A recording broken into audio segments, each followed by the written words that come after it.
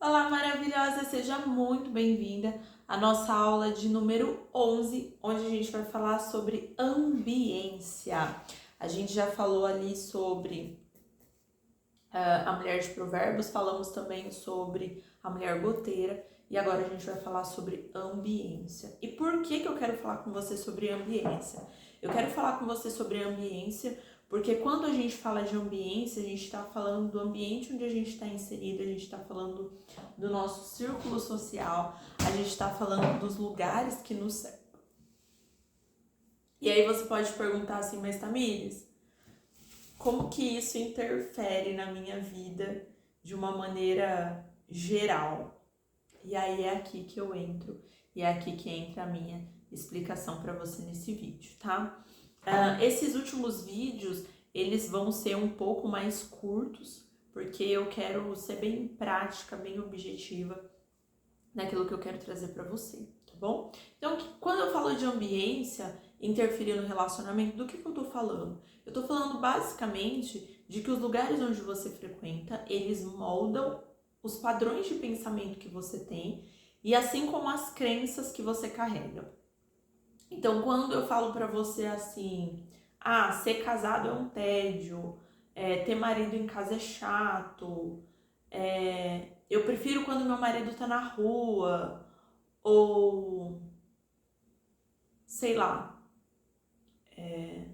todo casamento acaba em divórcio.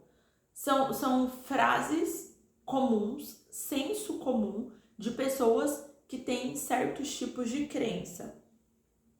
E aí, ao conviver com essas pessoas, ao viver nesses tipos de ambientes, essas frases e essas crenças são repetidas tantas e tantas vezes que chega um momento em que eu acredito cegamente nisso, só que em nenhum momento eu parei para questionar o porquê que eu acredito nisso, né?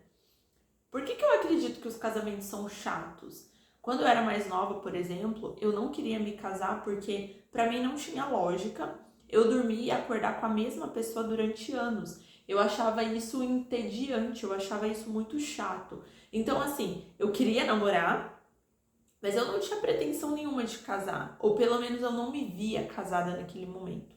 E hoje eu vejo que isso era por conta da imaturidade que eu tinha e das crenças que eu tinha em relação ao casamento. Então, inconscientemente, para mim, o casamento era algo pejorativo, era algo ruim. Por quê?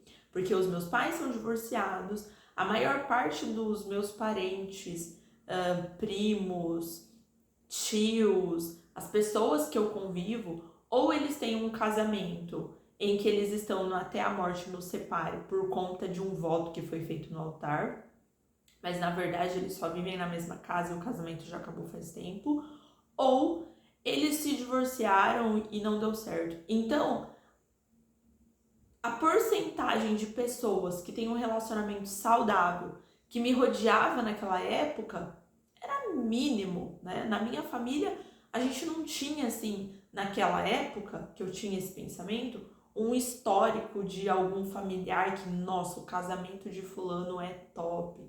A gente olha, dá gosto, é feliz, é harmonioso, eles vivem super bem, né? Infelizmente, a minha família é uma família que foi devastada pelo divórcio em diferentes gerações. Então, esse pensamento de que tédio dormir e acordar com a mesma pessoa todos os dias da minha vida, isso deve ser muito chato. Era, na verdade, parte de uma crença, parte de um trauma, parte de algo que ainda não havia sido trabalhado por conta de terapia, de autoconhecimento, né? E aí, quando você frequenta lugares em que as pessoas verbalizam esse tipo de crença o tempo todo, você acaba inserindo isso na sua vida e isso acaba fazendo parte da maneira como você enxerga o mundo, dos seus valores e da sua missão.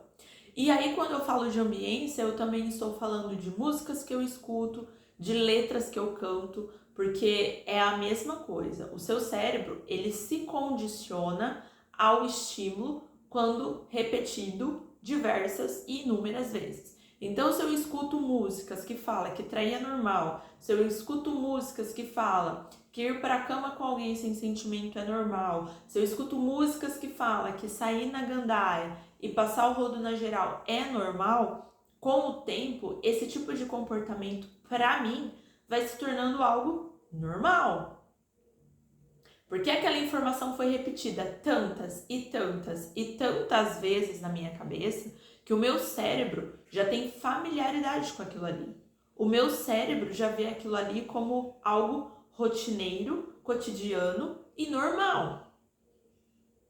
Por que você acha que a taxa de divórcio aumentou? Porque é normal hoje o discurso de que a gente tem uma relação muito boa, mas a gente prefere não ser mais marido e mulher, a gente vai continuar como amigo e vamos assinar o divórcio. Seja feliz. Incompatibilidade de gênero. Estamos em momentos diferentes na vida. São frases clichês que foram repetidas tantas e tantas vezes e continuam sendo repetidas, que vai chegar um momento em que o seu cérebro vai parar e pensar: eu vou me separar também, porque é normal.